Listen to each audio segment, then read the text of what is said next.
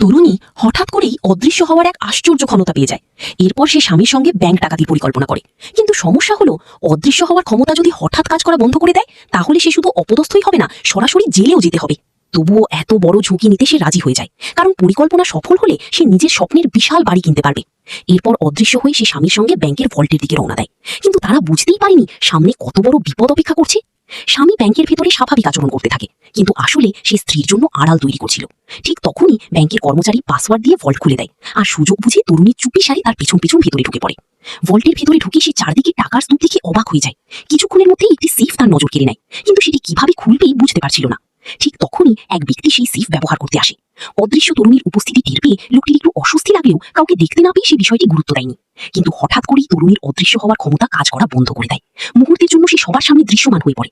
লোকটি ভয় পেয়ে যায়, আর তরুণীও বুঝতে পারে বড় বিপদ হয়ে গেছে। ঠিক সেই সংকটময় মুহূর্তে তার ক্ষমতা আবার ফিরে আসে, আর সে আবার অদৃশ্য হয়ে যায়। ফলে লোকটি শেষ পর্যন্ত ভাবতে থাকে হয়তো সে ভুল দেখেছে।